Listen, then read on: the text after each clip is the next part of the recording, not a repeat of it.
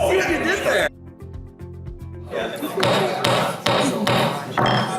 evening. The meeting will come to order.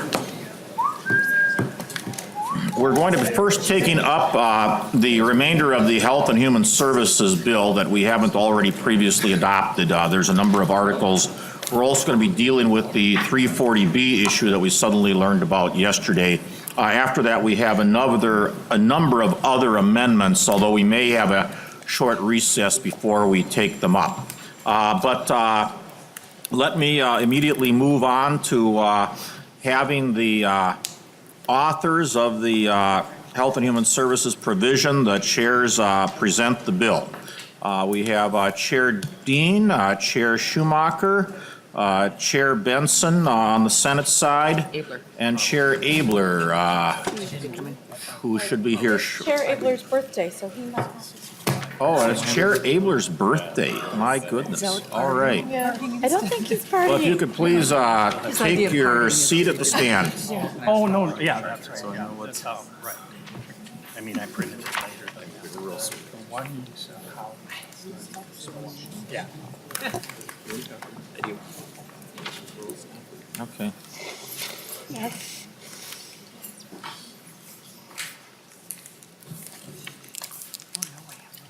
I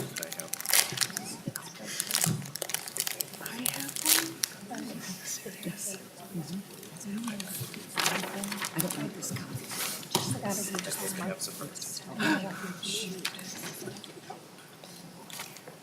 Jim.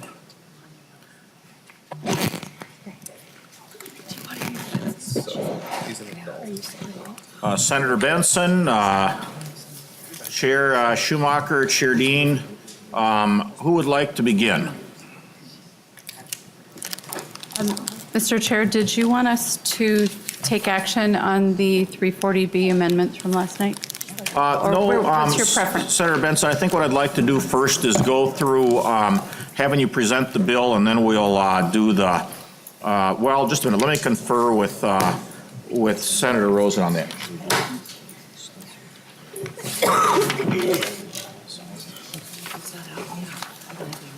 We don't have the 340B amendments right here, so let's go forward and present the bill. Okay, Mr. Chair, which article did you want to start with? And will Senator Rosen be moving the articles? Well, actually, I think before we describe the article, I thought you should briefly talk about the bill.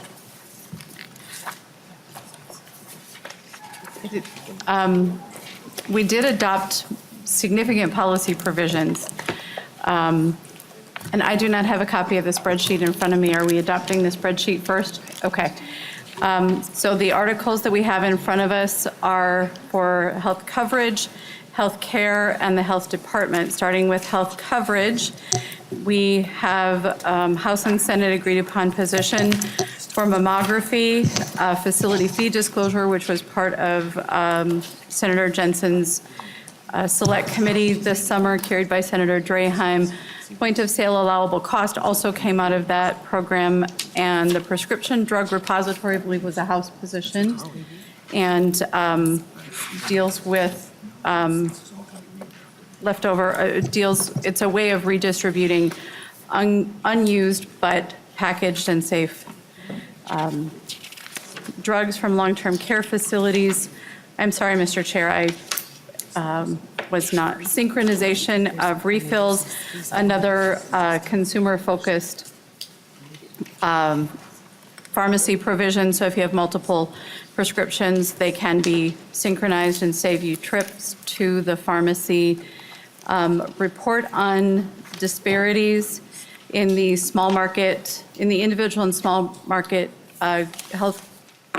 individual health insurance markets. This was a House provision, particularly the southeast part of Minnesota seems to have disparities, and so we want to see what the causes of that would be. Say, Senator Benson, I wasn't actually thinking of having you go through each of the articles in quite that way. I was thinking of more of a general overview that I know that yesterday the House and the Senate came to some conclusions in areas of like elder care for vulnerable adults, areas of opioids, DWRS. I think maybe if you could just highlight those three provisions.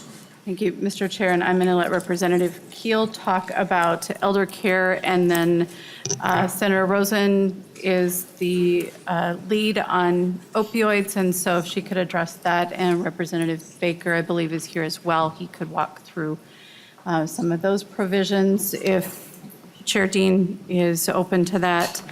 And then with regard to DWRS, we'll do that last. Okay, well, Representative Keel, do you want to briefly talk about elder care? Thank you, Vulnerable Mr. Chair adults. and members. Yes, I'll just go through the new things that were added. We agreed in conference committee to add the electronic monitoring and a robust to deal with the request of monitoring, and then also added termination of lease and services related to the appeal rates, and then also funded some of the website improvements, which seem to be a real challenge between the nursing homes, the facilities in general, and the OHFC itself. Also, I would point out that that was an OLA report recommendation. And then also added a task force for crimes that were against vulnerable adults so that we can evaluate the laws and make sure that those things are addressed. It came to light in at least in the House, in the Aging Committee, that law enforcement sometimes couldn't deal with a crime because they were either called too late or we don't have the rules in place. So we're hoping to reevaluate that. And with that, I don't know if you have any questions. All right. Chair Dean, perhaps you or Chair Schumacher or Senator Benson, if she wishes, could talk about DWRS. Thank you, Mr. Representative Chair. Schumacher. On the DWRS provisions, we had the objective of making sure that that fund was held harmless through next year, and so we were able to get that. We were able to maintain the 7% reduction that was going to be made there, and made sure that our federal language would go in and be a part starting January 1st of 2019. From January 1st of 2019 to June 30th of 2019, we'll have a competitive workforce factor at the 8.35%, which is what was needed in order to maintain that 7% level to ward out that cut. And then after July 1st of 2019, that competitive workforce factor is reduced down to 4.55% and maintained at that point. After that, we were able to adopt the House position on the employee benefit reporting language. The inflationary adjustment language has been moved from 5 years to 2 years, which was also a House position. And there is a 1% increase on the competitive workforce factor adjustment in 2022. So that keeps going there.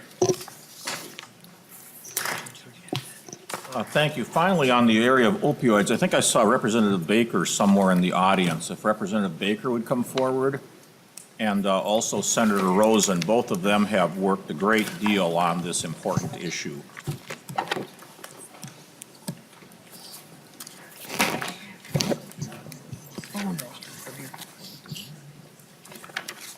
Representative Baker, welcome to the Supplemental Finance Committee. Thank you. Can't Thank hardly you. see you there. Maybe you could slide over. Thank you. Thank you, Mr. Chair. I'm good. And if you could just briefly kind of give us an update on what's in the bill and why you think it will help us deal with this important problem, and then I'll also recognize Senator Rosen. Thank you, Mr. Chair. I think, again, I really appreciate the work from so many people on trying to get this horrible epidemic some real support, and so that's the kind of thing we're trying to focus on. And I can't thank my good friend Senator Julie Rosen on this, and so this has been a really difficult lift, and so we're pulling together some pretty good things that's going to do some great things. So I'll give you a rundown real quick of what was decided on from our HHS team.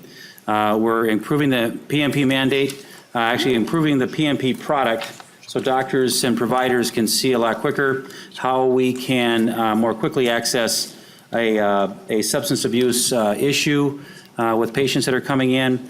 We are providing, it looks like, a little bit of a mandatory requirement for emergency room and urgent care providers.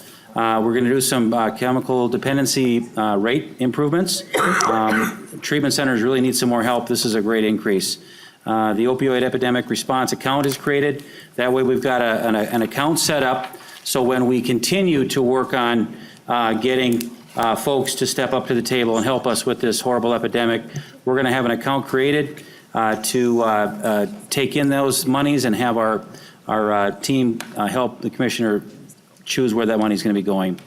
We have $2 million set aside for opioid abuse prevention pilots. Again, we call those the Morrison County and the ECHO projects. We've got quantity and limits of opioids, 7-day scripts. That'll be helping the community paramedic program. If somebody overdoses in an ER room, we've got a team that's going to go back out and try to give them some help, which we don't have now, and this has been a great pilot project from North Memorial. A couple other things in here too that are very good. Opioid overdose reduction pilot project for $1 million. We have a repository. So those are just kind of the highlights, Mr. Chair. And again, I'll see if I missed anything from Chair Rosen, but those are good highlights. It's going to help a lot of people. And I thank you very much for that attention to this matter. Thank you, Representative Baker. Senator Rosen. Well, thank you, Mr. Chair, and of course, Representative Baker, you are a champion, and I so appreciate working with you and so many others on this issue, and I have been very involved in this issue for the last couple of years, as you have too, but of course, we come from it with different purposes, and I do think this is a good bill. I'm encouraged by the state responsibility that is reflected in this bill, but I do feel there was a significant compromise from the Senate on our position, and I want to state that for the record. I do feel that this issue needs to be addressed in a continuum of issues, and we are missing a very important piece of that, and that is the pharmaceuticals companies, the manufacturers, and the distributors, and they are the ones that are out in the halls, hanging around, and we were not successful in making them part of the recovery of the state. And we've addressed the providers, the prescribers, prescribing habits in this bill. We've addressed treatment and prevention, aftercare in this bill. We've addressed, hopefully, users' habit and addressed the chronic and acute pain. But a significant factor is missing from this bill, and I just want to state that. But it is a compromise. I look forward to continue to work on this, and I do want to thank the governor for being very supportive, too, for addressing this issue also. Thank you, Senator Rosen. At this time, I'd like to recognize Mr. Albrecht to give us a high-level review of the spreadsheet. Mr. Albrecht. Mr. Chair and members, on line 6, on page 1 on line 6 of the spreadsheet is the general fund spending. The target for the conference committee was $18 million and $30 million, and you can see those amounts in the columns on the right-hand side of the page. The change items that were agreed to begin on line 124. And Mr. Chair, there have been some changes made throughout the day today, and so I will be sure to point out where those things happen. And then there's an amendment that will be put on to the appropriations article that reflect the revisions that have been made throughout the day. This first item is one of them that has been revised. The total amounts are the same, but the way the money is distributed has been corrected. So on line 124 is the Department of Human Services side of the elderly care or vulnerable adults changes.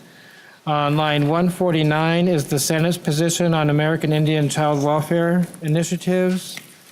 On line 153 is a revision of the House position for community action grants. Also on line 157 is a revised amount for the House's mobile food shelf grants. On Page 4 on line 161 is revised amount for the house's project legacy. Further down on that page, on line 192, is the House position on the Rare Disease Advisory Council. That's a transfer to the University of Minnesota. On line 196 is the OLA study of health insurance rate disparities. That's a House position. Also on line 200 is a House position for Serve Minnesota, a revised amount. On page 5, on line 210 is the House child support changes. On line 221 is the House Live Well at Home grants position. On line 226 is the House Opioid Awareness grants, a revised amount. On line 231 is the, with the wrong name on it, opioid epidemic response grants that Representative Baker mentioned. On line 236 is a new provision in the conference committee as part of the opioid agreement. This is a chemical dependency provider rate increase. It's a 1.7% increase, and over 3 years spends approximately $10 million. Line 241 is the House's Childhood Trauma-Informed Policy Task Force. Line 246 was a governor's proposal relating to the Chemical Dependency Treatment Fund. Mr. Chair, on page 6, on line 237, this is one of the 340B proposals. This is the compliance one, the budget neutral compliance provision. And then on line 286 is the mitigation portion of the 340B proposals. So that's the one that is the $1.5 million. On line 275 is a revised DWRS proposal. This is more than the Senate position and less than a House position.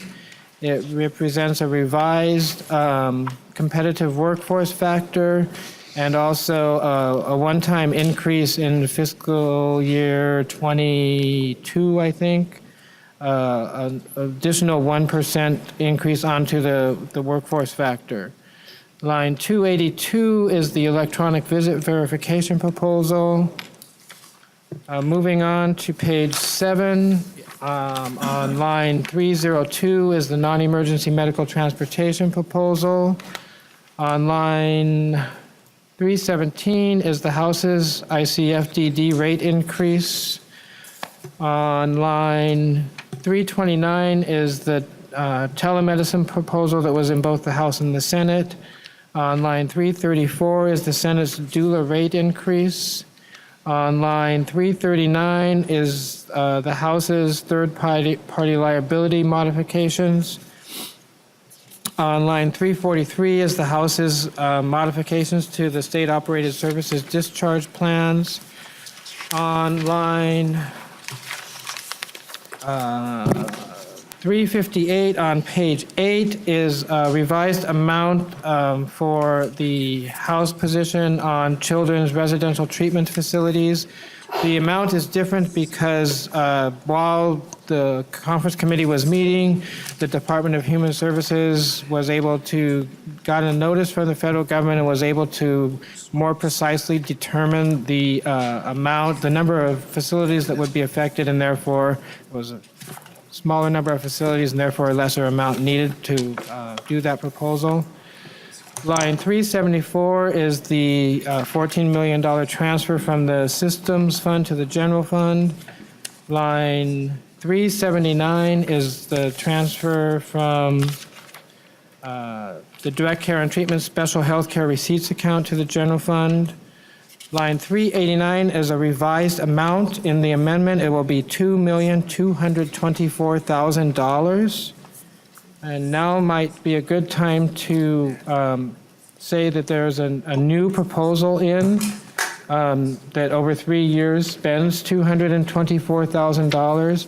It's a proposal to eliminate the county's share for officer-involved community-based care coordination. Mr. Chair, on the top of page 9 is a transfer between the general fund and the healthcare access fund. It has zero impact on the healthcare fund over the 2 biennia, but it does transfer money in both 2019 and 22 to balance out the appropriations in those 2 biennia. And in the amendment, that amount is revised to $1,211,000. Mr. Berg? And Mr. Chair, Yeah, Mr. Berg. I'll continue with the Health Department and the boards. Starting on line 423 is the first item at the Health Department. This is the Health Department's portion of the vulnerable adults and elder abuse in long-term care settings item. Moving down to line 443 is an item that both houses had on rulemaking for low-dose X-ray security systems. On line 448 is a modification of the wells and borings statute for exploratory borings. On line 452 is an item both houses had on an additional change to the wells and borings statute. On line 467 is part of the opioid package. This is the Senate and House also had the funding for the Accountable Community for Health Opioid Abuse Prevention Pilot Project that is already has been funded previously and is getting additional funding here. On line 471 is the Senate's version of the statewide tobacco cessation program, which pays for it with funds in the SHIP program, previously appropriated in the SHIP program. On line 491 is the House's item for a mental health parity working group. On line 495 is the House item, which is the TAP program, grant for outreach for disabled communities. On line 499 is the community paramedic projects for reduction of opioid overdose. Both houses had this. It's the way the admin is handled. It's at the House's number without the admin. And on line 520 is the one-time funding for the suicide prevention hotline.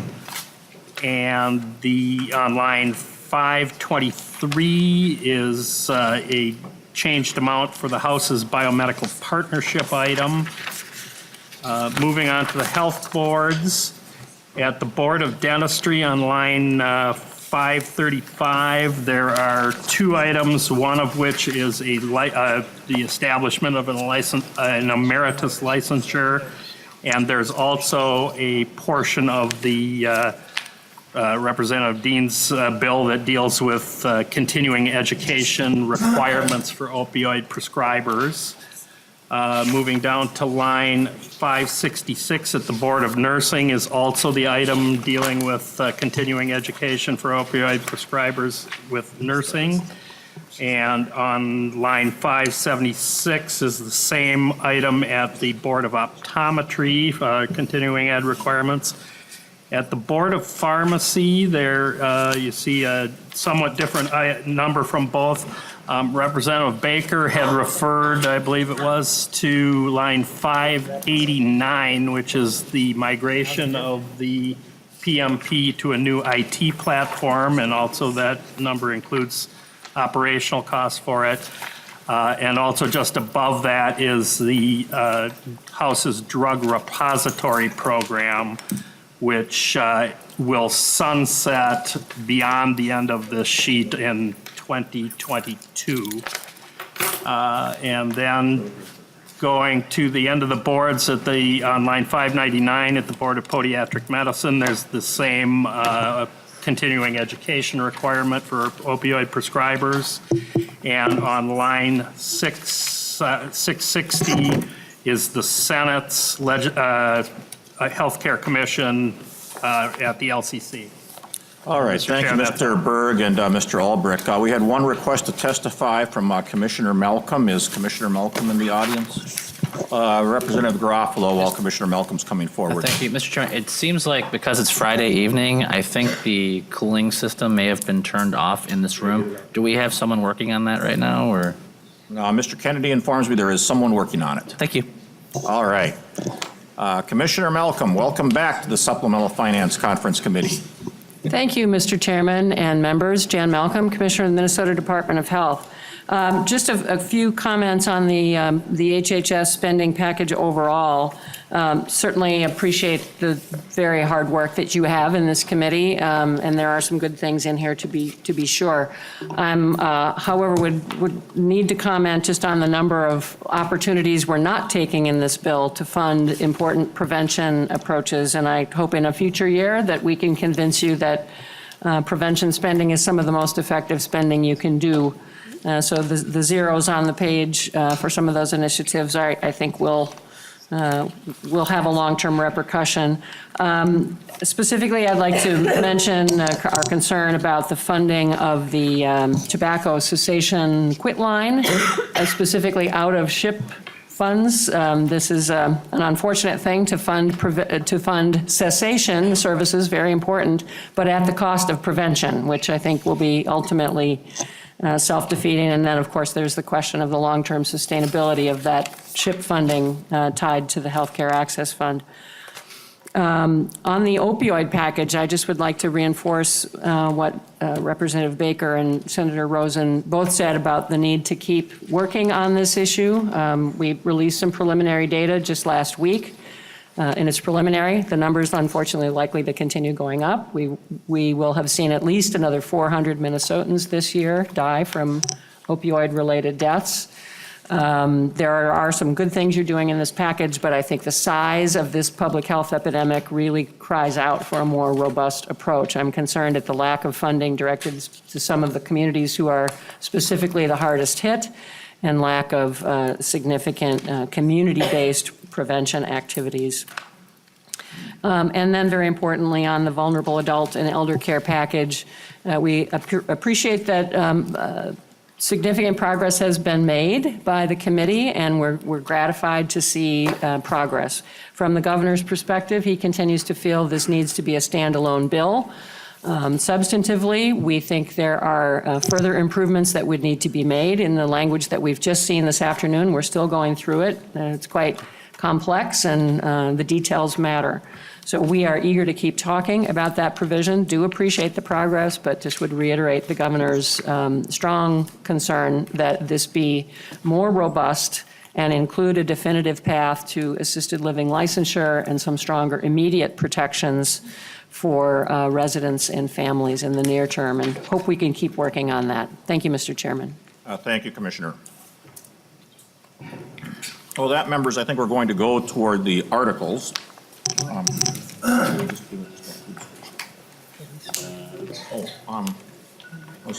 was thinking we'd wait until after the articles. So Senator Rosen, I think we're going to take up Article 22 first. Senator Rosen. Thank you, Mr. Chair. I have Article 22 before you. It's the, and 340B is in this article. It's the A18-0991 article. We did have amendments that were passed out last night that address this article too, for 340B. And the, you probably don't have those amendments before you, but one of them was the covered outpatient drug rule, which is not found on page 24 for 340B. And also the budget neutral and how we pay for the drug and dispense the drugs is found on page 16 of this article. And the bridge funding for the hospitals for the enhanced payment rate. And Mr. Chair, I just need to find out if those dates are right. That's found on page 8. And they should be January 1st to 2019. I see January 1st, 2018, line 25. Right. Okay, super. With that, Mr. Chair, I would like to move Article 22, the A18-0991 article. Okay, Senator Rosen moves the A18-0991 language, Article 22. And this does, as she mentioned, contain amendments to deal with the 340B issue that we had a hearing on last night that we just have heard about in the last couple days. There is $1.5 million, as she mentioned, of additional funding in here to provide a bridge to these hospitals with high-cost drugs. There is a repealer. She moves sections 1 through 23. Can staff tell us about the repealer in section 23? Mr. Chair and members, this repeals the preferred provider program for the incontinence products. Thank you, Ms. Kavanagh. Is there any discussion to the Rosen motion? Senators, representatives, Chair Dean? Mr. Chair and members, Senator Rosen is correct that 3 provisions that were offered as amendments do appear in the section, and that the dates that Senator Rosen said are correct within the piece. Senator Abler, did you have something too? Oh, okay. All right.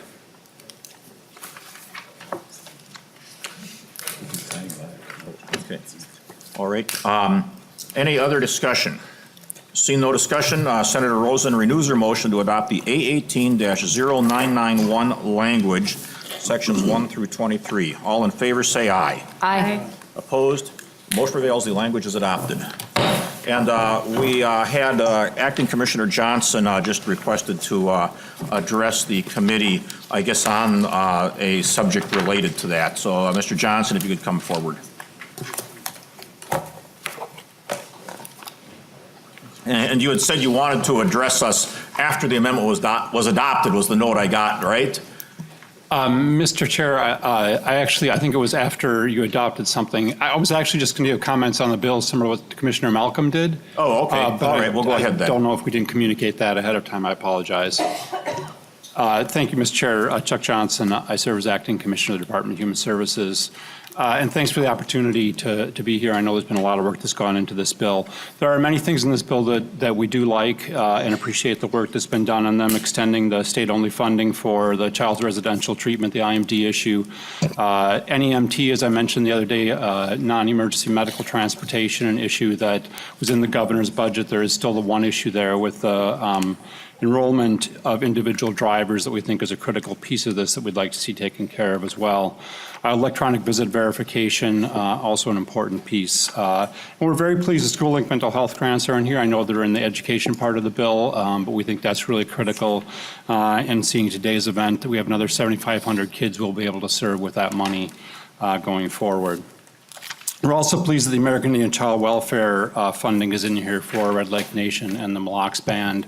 That's a project that they've been working on, we've been working on with them. We think it's critical that we get those tribes in a position to be able to provide those services to people in their communities. As regarding the disability waiver rate setting system, the governor doesn't have a position on this. There are a couple of issues that I'd like to raise. One is that the bill, as we understand it, does not include the regional variance factor. We think that's important. There are different labor markets across Minnesota. We think it's important to have that as part of the rate setting. And there's also the competitive workforce factor should be done on a rolling basis. I think this may have been talked about and might be being addressed. I'm not positive. In terms of the administration for counties, that's a really critical piece. And then finally, we think it's really important that the increased rates that go with DWRS for the competitive workforce factor are used for wages and benefits for workers. That's what the purpose of this is about, and we think it's important to direct the funds in that place. As regards the opioids, Commissioner Malcolm addressed this, and certainly Senator Rosen addressed it as well. We're concerned that this package isn't as robust as it needs to be to really address this crisis. The governor had $12 million that was a really balanced approach across opioids for prevention, for treatment, for law enforcement. And this package is dramatically smaller than that, and a lot of it is one-time funding, which doesn't provide any real sustainability. We're also concerned that the pharmaceutical companies are not being held accountable here, as I mentioned the other night. This is going to come from the taxpayers. The taxpayers have already paid a lot for this crisis in treatment and child protection, in health care. We need to hold those accountable who have actually created this problem. There is also a rate increase in here. We understand the value of having rate increases for providers. It creates more access and stability for them, but it's not targeted in a way that really helps with opioids. It's not targeted to medication-assisted therapy or to opioid treatment programs specifically, which we think would be a better way to try to address that for the purposes of tackling the opioids crisis. And then finally, there's nothing in here that directs money particularly to communities of color or to tribal communities, which have been much harder hit by this crisis than the rest of Minnesota, and we think that needs to be a part of the package. Commissioner Malcolm addressed the vulnerable adult protections. I won't go into that in detail. We are pleased that the bill includes the funding for the MARC as well as for the Ombudsman for long-term care. We think those are kind of foundational pieces for whatever we do with the elder abuse, and we think that will be helpful going forward. There are a number of provisions we're concerned about. Most of these I have shared with the committees at one time or another. The transfer out of the systems fund of $14 million. These are funds that we transferred into a systems fund, particularly to support our direct care and treatment electronic health record. We had the authority to transfer those dollars, and we believe that that's an appropriate use for those funds to really help us move our direct care and treatment into the 21st century with electronic health record. This bill also includes the prohibition from implementing the Minnesota Care buy-in proposal. That's one of the governor's key proposals for this year. I understand it's not been terribly popular with the legislature, but we think it would really help in terms of stabilizing the individual market, providing people in the individual market with a more affordable and accessible option for health care. Minnesota Care premium reconciliation, as I mentioned the other night, we're concerned about that provision. We have made the decision not to reconcile the premiums. We believe going forward in that direction will not only be costly, but also won't result in actually getting a lot back because of the difficulty of reconciling the premiums, given the data problems in the system during that time period. Premiums were fixed in 2016 and have been correct going forward since that time. This bill also includes a vendor verification for SNAP, child care assistance, MFIP, and medical assistance. We have opposed that in the past. We don't think bringing in a vendor is a good way to try to manage or audit eligibility. I'd also remind the committee that last year you provided, I think it was 2 to 3 FTEs worth of money, I'm not sure exactly, to the Office of the Legislative Auditor to do audits, targeted audits of healthcare eligibility at DHS, and they've actually been on site with us. We had a entrance conference with them a few weeks ago, and so they're already at that work, and there already is another layer there to go on top of the work that we do within our own agency. This bill does not allow us to do rulemaking for the child care program. We think that that's really limiting executive branch authority, and we should have the right to make rules under laws with child care licensing. The bill repeals the incontinence supply bulk purchasing that was passed last year. We don't have a particular issue if you want to repeal that, but it actually isn't paid for in the spreadsheet.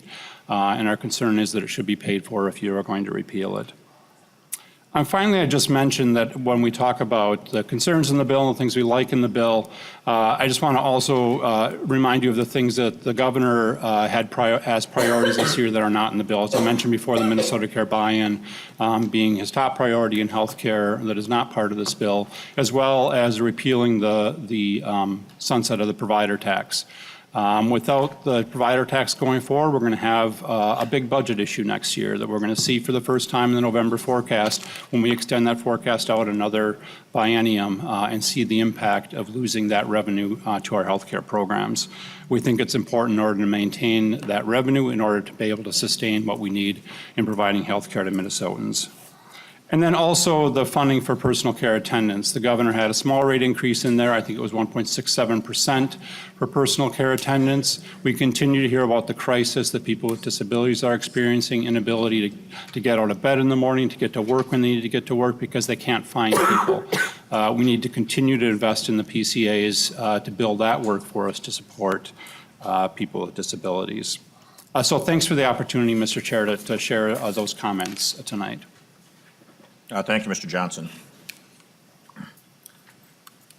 All right, Senator Rosen, perhaps we should go on to Article 23. Thank you, Mr. Chair. I'd like to move Article 23. We're working off the amendment A18-0988, Sections 1 through 57. And, Mr. Chair, there's 2 repealers in the back. And, Mr. Chair, Senator Benson? I do have an amendment. How would you like to approach amendments? I guess, Senator Benson, you have an amendment to this article? It is drafted to Article 23, Health Department. All right, well, I guess I don't have it here. Perhaps it can be passed out.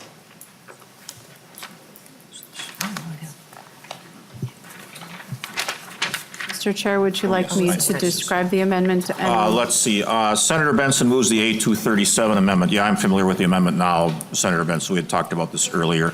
Yes, Senator Benson, why don't you describe the amendment? Thank you, Mr. Chair. There's been a lot of conversation around the Capitol about the Minnesota Health Records Act and its disparities with HIPAA and how it makes electronic health records interoperability difficult and care coordination challenging. We did not move modifications to the Minnesota Health Records Act this year. However, we do have a Legislative Commission on Data Practices and Personal Data Privacy. And with this language, we are requesting that they commit to study and build recommendations for the legislature so that we can improve patient experience, protect the privacy of Minnesota citizens, and where possible, effectuate savings in the electronic health record system. And so, Mr. Chair, I would like to have the amendment moved and adopted. Okay, I would support the amendment, encourage my House members to do so. Is there any other discussion to the A237 amendment? See no discussion. All in favor of the A237 amendment, say aye. Aye.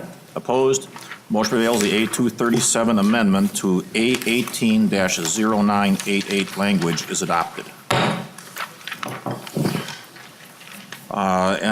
Senator Rosen, I think you had moved the language, and we had a repealer, Section 57, that we had a couple of repealers that we needed to have described. Could someone describe them? Mr. Chair and members, the repealer in paragraph A repeals obsolete provisions for tuberculosis prevention and control and transition to a new licensing structure for home care providers. And paragraph B repeals requirements for supervision for body artists. Thank you, Ms. Clark-Vist. Is there discussion to the Rosen motion to adopt Article 23, the language in A18-0988? Any discussion? Seeing none, Senator Rosen renews her motion to adopt Article 3, Sections 1 through 57, the A18-0988 language as amended. What's that? 23. Section 23, yeah. Article. Article 23, Sections 1 through 57. Mr. Chair. Senator Rosen. I would just like to mention this date, 05/18/18 at 12:13 p.m., please. All right. Seeing no further discussion, all in favor of that motion say aye. Aye. Opposed? Motion prevails. The language is adopted. Senator Rosen. Thank you, Mr. Chair. I'm working off Article 1 for health care coverage, and it's 05/18/18, and it's the A18-0992 amendment, Sections 1 through 2. They're on page, 1.6 through 19.1, and there is a repealer, one repealer at the end, Mr. Chair. And which staff person would like to take the repealer? Mr. Chun? Sure. Mr. Chair and members, the first repealer repeals an exemption from loss ratios for short-term coverage. The second repealer, 151.55, repeals an existing cancer drug repository program. Thank you, Mr. Chun. All right, is there discussion to the Rosen motion to adopt the A18-0992 language listed as Article 1, Sections 1 through 12? Is there any discussion? See no discussion, all in favor of the Rosen motion, say aye. Aye. Opposed? Motion prevails, the Rosen language is adopted. Now we need some more articles passed out. They are coming. Okay, I guess while they're coming, maybe we should, we could go to adopt the spreadsheet.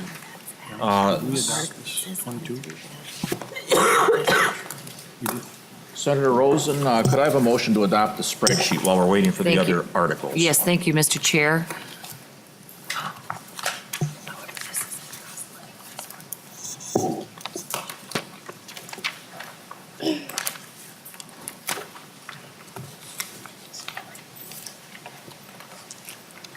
I guess we're going to hold on the spreadsheet for the moment because we've got the other articles coming right now.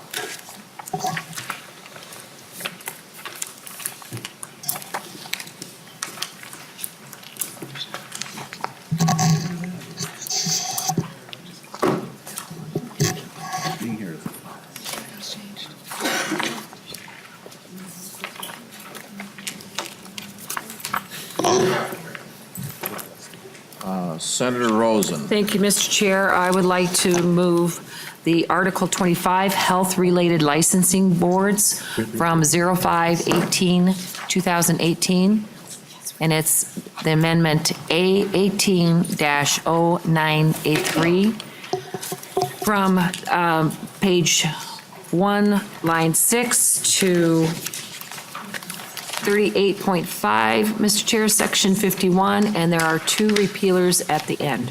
All right, could staff tell us about those 2 repealers?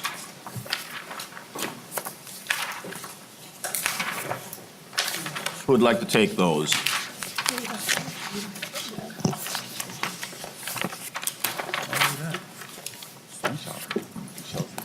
Mr. Chair, the repealers repeal a section related to background studies, related to planning for health board background studies, and the other repealer repeals rules related to the birth month renewal changes for the allied health professions. Okay, thank you. Is there any discussion to the A18-0983 amendment? Senator Newman. Thank you, Mr. Chair. Just a question, and maybe I've missed it, we've gone through it, but in which one of the articles is the opioid language? We have a number of articles that are still coming. It's Article 26. It is Article 26, the next one coming up after this. Thank you, Mr. Chair. Other discussion to the Rosen motion? See no discussion, all in favor of adopting the A18-0983 language, Article 25, Health-Related Licensing Boards, signify by saying aye. Opposed? Motion prevails, the language is adopted. Senator Rosen.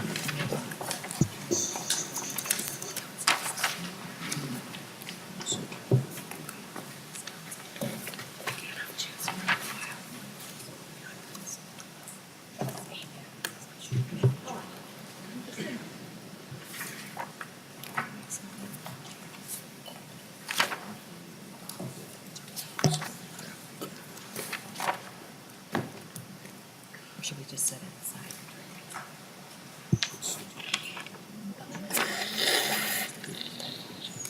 Brian, can you find out?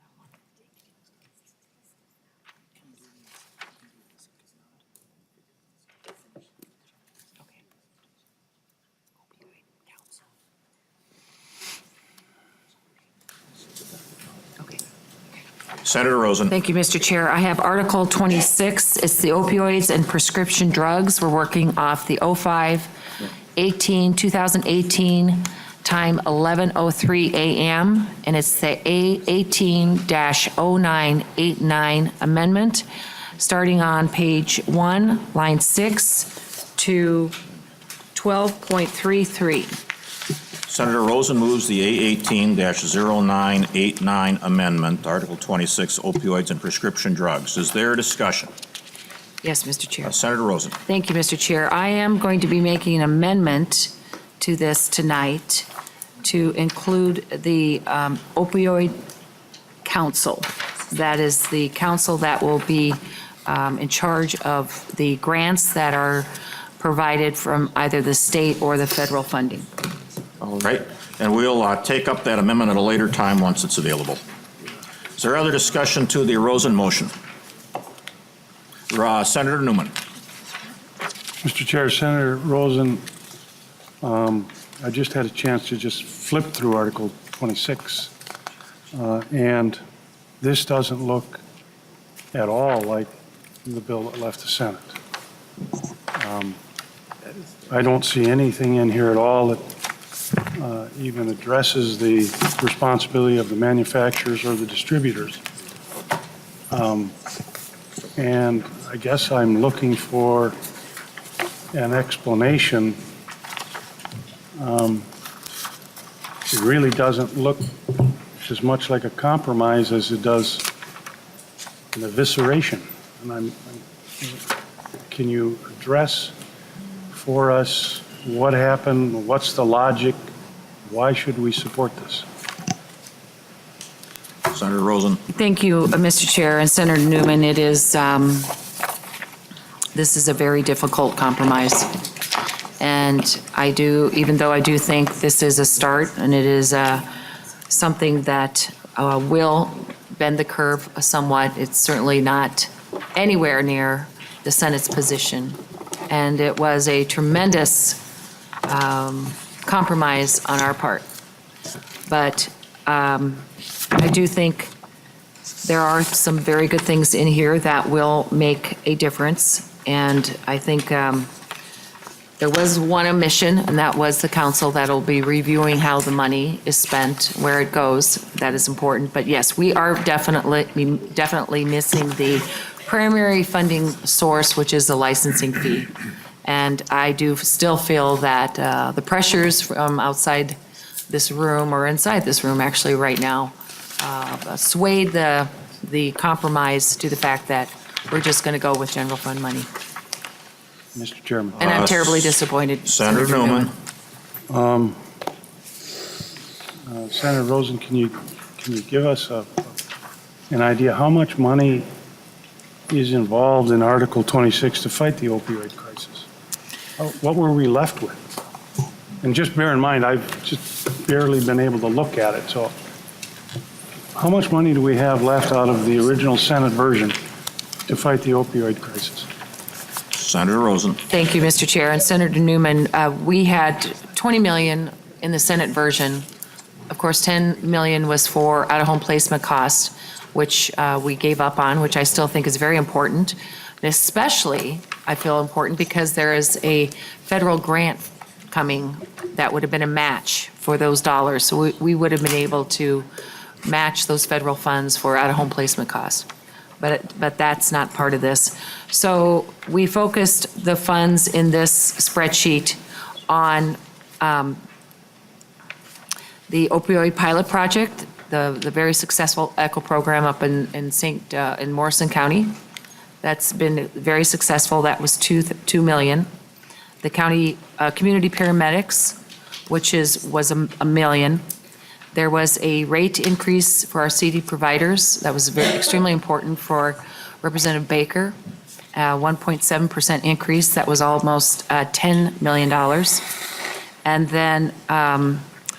then there is 3 extra BCA scientists, drug agents or scientists, for $384,000 a year, and then $200,000 for MMB to implement the results first, which will be basically the pay for performance model of whether these treatment programs are working and if we are bending the curve in this opioid epidemic.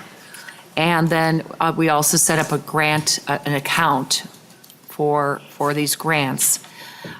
We spent a total of 16 million. Oh, excuse me, there's a loan forgiveness for alcohol and drug counselors at $1 million a year.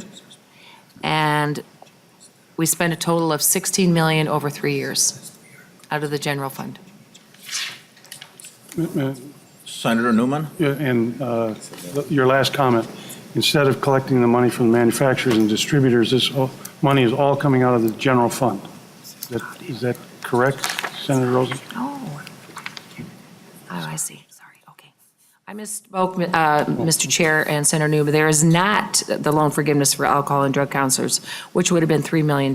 We decided to put that into the rate increase for our treatment providers. But yes, Senator Newman, it all came out of general fund, and it just is very disheartening. And frankly, I don't think the governor is going to like this at all. Members, we have the A248 amendment that has come before us. And is this an amendment of yours, Senator Rosen? Thank you, Mr. Chair. No, it is amendment for Representative Baker, if he would like to come up, and I will move the A248 amendment, please. Representative Baker, if you could come forward. Senator Rosen moves the A248 amendment. Representative Baker, could you describe the amendment? Thank you, Mr. Chair and members. What this is a technical correction that we missed. It was in the 1440 bills that moved through the House this year. It's correcting a issue that was part of the reform bill last year with our substance abuse program and reform. This really kind of identifies the Rule 25 assessor in rural Minnesota especially, where they are now moving towards an alcohol and chemical dependency specialist to have part of this process. And it gives the folks that are now doing Rule 25s at our county levels to be able to do these for the next 2-3 years, I think up through year 2020. If they have the experience, they can continue to do this as of July 1st of this year. And it's a very important component to help rural treatment centers and the assessor for this. So it doesn't cost any money, but it's an important part for the treatment centers in the rural settings. Thank you. Thank you, Representative Baker. Any discussion to the A248 amendment? Seeing no discussion, all in favor of the A248 amendment, say aye. Aye. Opposed? Motion prevails. The A248 amendment is adopted. Now we have the A18-0989 amendment as amended before us. Is there other discussion to that amendment? See no discussion, all in favor of the A18-0989 amendment as amended, say aye. Aye. Opposed? No. Motion prevails. The amendment is adopted. Next, Senator Rosen, the A147 amendment. Thank you, Mr. Chair. I'd like to move the Article 27, Elder Care and Vulnerable Adult Protections article. It's labeled 05-18 of 2018 at 10:35 a.m. It's the S3656 A147. And it starts on page 1, line 6, and goes to 57.16. And Mr. Chair, there seems to be a repealer in this. Senator Rosen moves the A147 amendment, Article 27, Elder Care and Vulnerable Adult Protections. There is a repealer in Section 61. Let's see, which staff member would like to take this repealer? Mr. Chair, members, this repealer repeals some language in the home care licensing statutes related to advertising by home care providers. The language then is being replaced in the bill by language related to deceptive marketing practices. And that language, if you want to look it up, is on page 27 and on pages 15 to 16. Thank you, Mr. Monahan. Discussion to the A147 amendment. Is there any discussion? Senator Rosen. Thank you. Mr. Albrecht, could you please give us a rundown on what we are spending on this bill, please? Senator Rosen, on this particular article? Yes, on this particular article, excuse me. Okay, Mr. Albrecht, could you tell us the spending amount for the A147 amendment? Mr. Chair, Senator Rosen, on line 124 of the spreadsheet is $5.3 million. over 3 years. And on page 9, on line 423, is $5.2 million, so 10.5. Thank you. Any other discussion to the A147 amendment? Seeing no discussion, all in favor of the A147 amendment, say aye. Aye. Opposed? Motion prevails. The A147 amendment is adopted. And we have the next Mr. Chair. packet coming out. Senator Rosen. Thank you, Mr. Chair. I would like to move the Article 28, the Children and Families Licensing. Everybody has that. It is labeled 05/18/2018 at 3:06 a.m. Amendment number A18-0984, starting on page 1.6 and going through 25.10. Senator Rosen moves the A18-0984 language. I see there isn't a repealer here. Is there discussion to this amendment, Article 28, Children's and Families Licensing? Senator Abler. Well, Mr. Chair, thank you. And just to highlight one section, Section 25 on page 21, this Department of Investigation, Compliance, and Eligibility, and I do want to thank the departments for their help on this. This is a plan to make a real difference. And sometimes structure really does matter in terms of how successful a certain element of an agency is. And just given all the discussions of the past week, it's the consensus of many people that we really want to pay attention to fraud. And no one means for it, and without impugning anybody working anywhere, simply looking at how to make it structured more tightly and focused is what the point of this is. And I've been thinking about this for actually quite some years, but particularly lately with DHS coming to the aid of the Department of Health in their overlapping that's already almost halfway done. And so when this is a plan for a plan. And the two departments got together and found some language that they found to be satisfactory to help accomplish this. And so they'll come right back with a plan next year. There'll be a legislative process about it. And there'll be assuming the new governor is favorable to it, this would advance. And I think a lot of times the public doesn't know, who do I complain to? Who do I report something? Legislators don't know where to make a comment to. And I think this will be really productive. So DHS can focus on services and Department of Health can focus on health. So thank you, Mr. Chair. Other discussion. Senator Rosen. Thank you, Mr. Chair. And Senator Abler and Senator Benseth, but Senator Abler, I specifically would like to thank you for your work on this. This is a tough area. I know the Senate has been focusing much of their attention to child care licensing. It's a critical issue we have facing all of the state, but especially out in greater Minnesota. And I do want to thank you too for the MFIP for the homeless. And I thought on section 11, I want to thank you again for that. But this was a very important piece. We have a lot of work to do in this area. Any other discussion? Senator Newman. Thank you, Mr. Chairman. I just wanted to make a comment on page 23. There's a provision in there that indicates the commissioner cannot adopt rules, or I should say a limitation on adopting rules.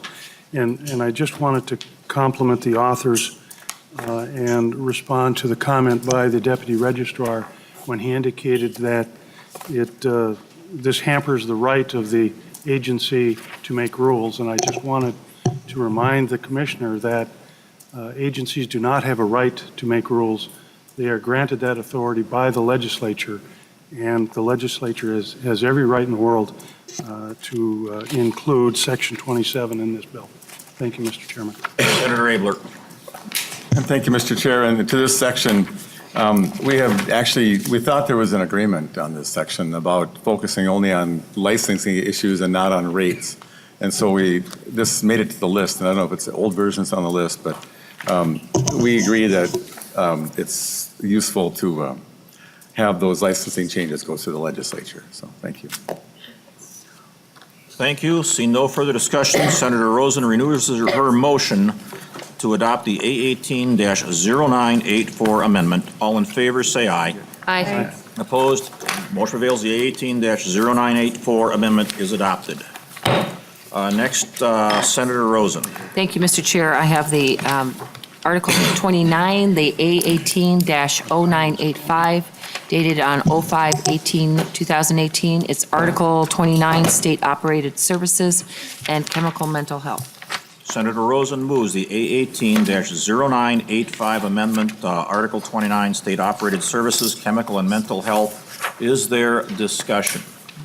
Yes, Mr. Chair. Senator Rosen. I do have an amendment to this, please. Okay, if you could pass out that amendment.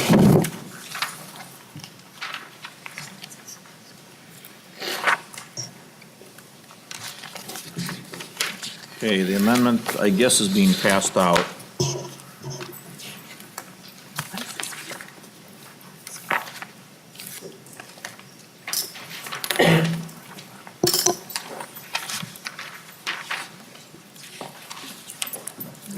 Yes.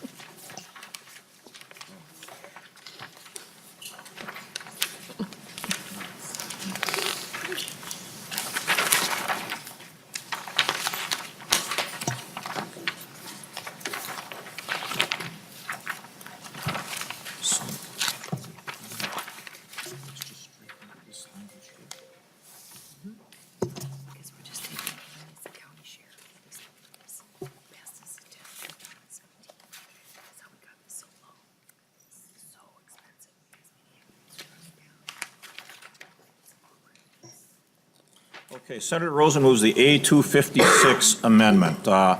Senator Rosen, could you speak to the amendment, and then I'll ask Representative Dean to comment on it. Thank you, Mr. Chair.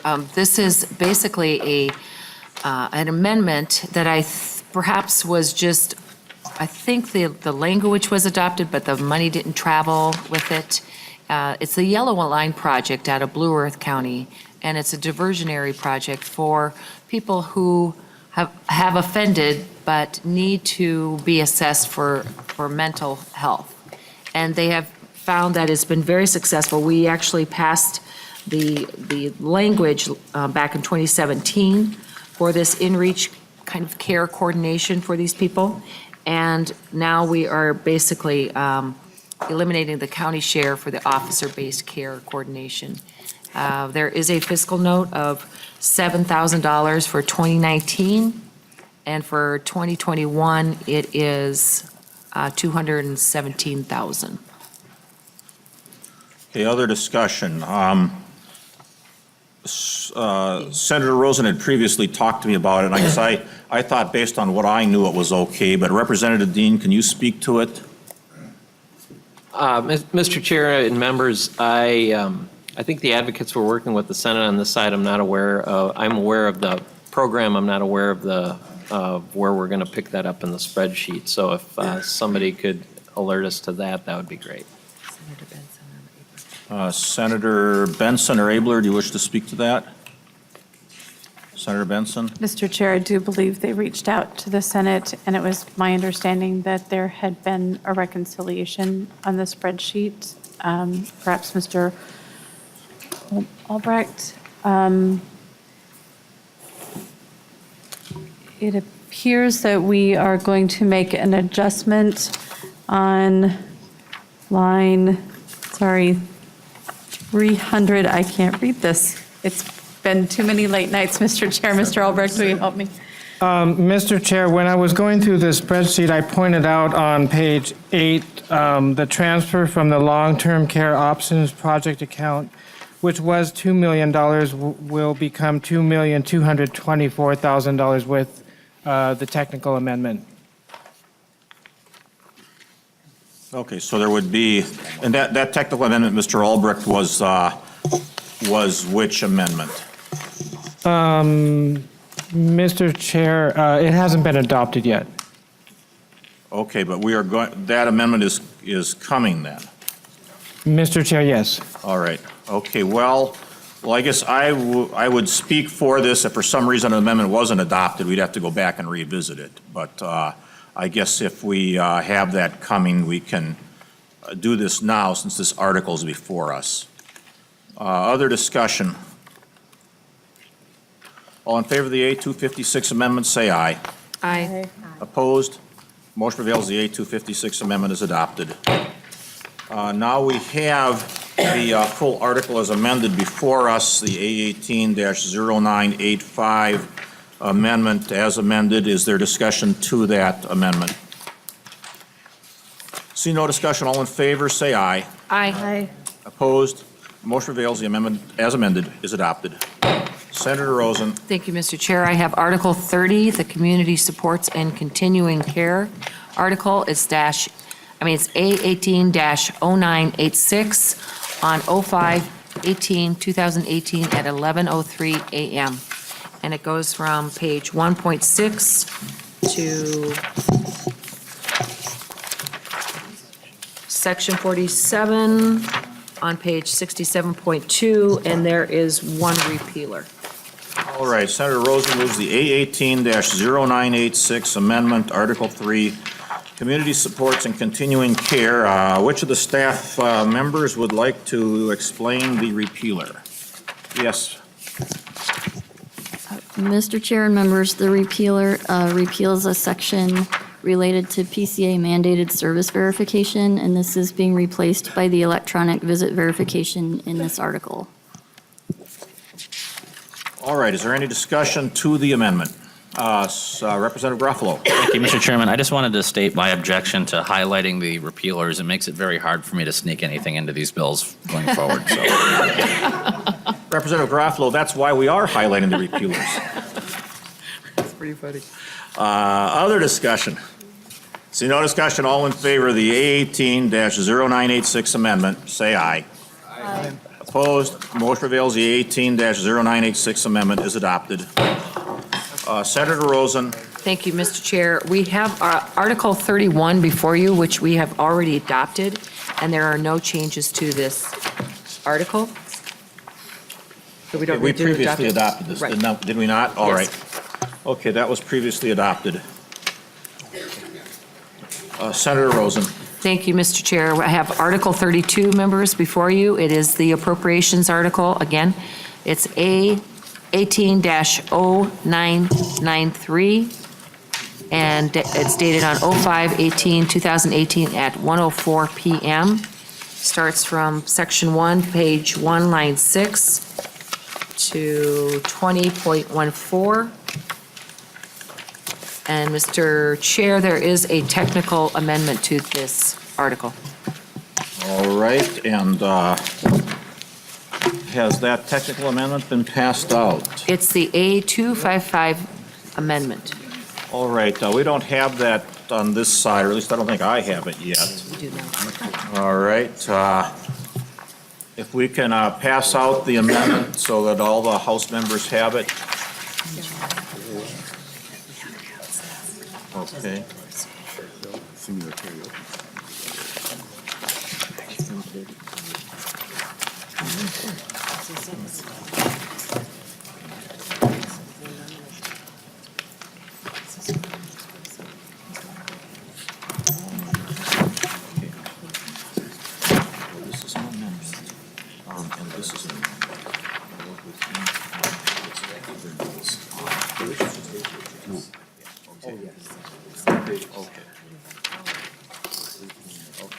All right, we have the A255 amendment to the amendment. Senator Rosen moves the A255 amendment to the amendment. Mr. Chair? Senator Rosen. Thank you, Mr. Chair. I would like to, there is an oral amendment that is needed to the A255 amendment. If I could have you call on Mr. Albrecht.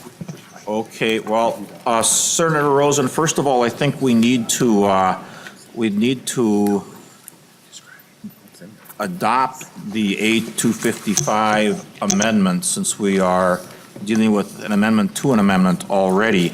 I'm wondering first, however, if we could have Mr. Albrecht describe A255.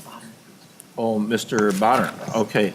Could you describe the A255 amendment to the amendment? Mr. Chairman, I'm sorry. I think the staff got ahead of themselves a bit. If you want to let Mr. Albrecht describe the amendment, then I can help with the suggested oral amendment that he has for it. All right. Mr. Albrecht, could you talk about the A255? Mr. Chair, throughout the day today, we worked with the state agencies on the coding on the spreadsheet and also to incorporate the amendment that Senator Rosen just described relating to the Yellow Line project. And so this amendment reflects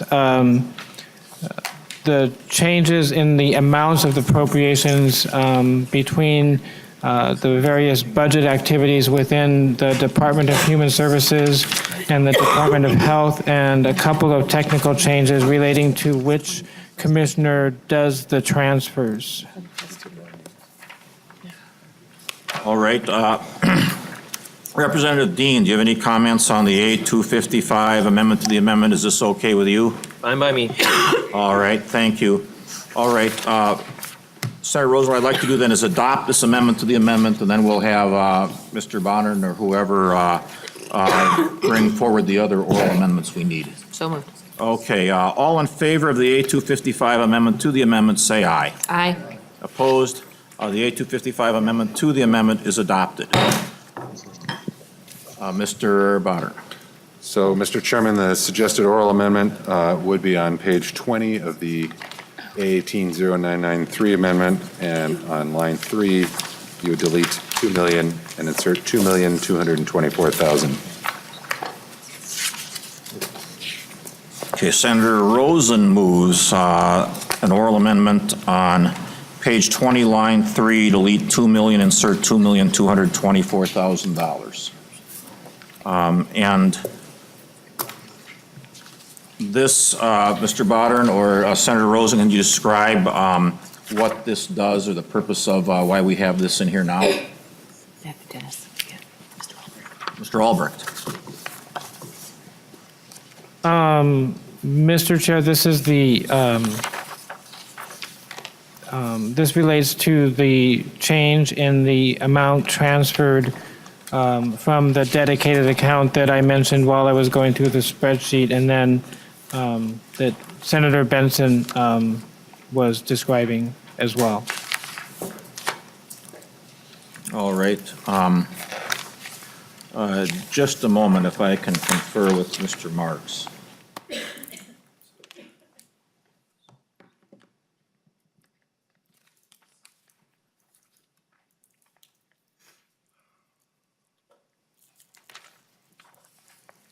All right, thank you. Any discussion to the Rosen oral amendment? I'd speak in favor of the oral amendment. All in favor of that oral amendment on page 20, line 3, insert $2,224,000 in place of $2 million, say aye. Aye. Opposed? Motion prevails. The oral amendment is adopted. Okay, now we have the A18-0993 amendment as amended before us. Is there other discussion to that amendment? See no discussion. All in favor of the A18-0993? Mr. Chair? Oh, yes, Mr. Albrecht. Did you have another, was there another oral amendment we needed to adopt? There's not, Mr. Chair. There are just two sections that weren't on the spreadsheet that I think members should be aware of. All right, please describe them. The first one is on page 11. It's section 6.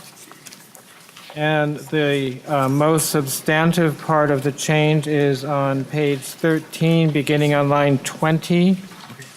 And it changes the allocation for the home visiting program to include up to 25% on line 13.24 of the grant funds that have not been awarded in fiscal year 2019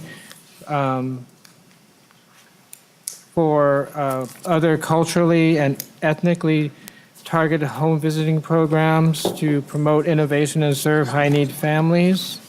And then on line 13.28, it continues the same allocation of, from 2020 and thereafter. Okay, thank you, Mr. Albrecht. And Mr. Chair, on page 18 is section 7. This is related to the elder care proposal. And what it does is on line 18.27, it changes the direction to the commissioner for the appropriation that was made last year related to regulation of health care and home care settings. And on 18.27, it begins to say that any unexpended balance must be used to purchase and operate an electronic case management system for the Office of Health Facility Complaints. And then on line 1830 to 19.1, it describes what the system needs to be able to do.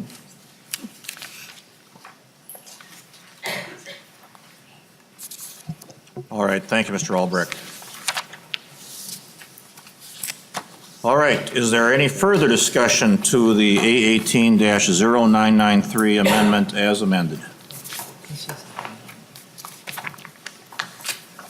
Seeing none, all in favor of the Rosen motion to adopt the A18-0993, yeah, I'm sorry, Question. Senator Limmer.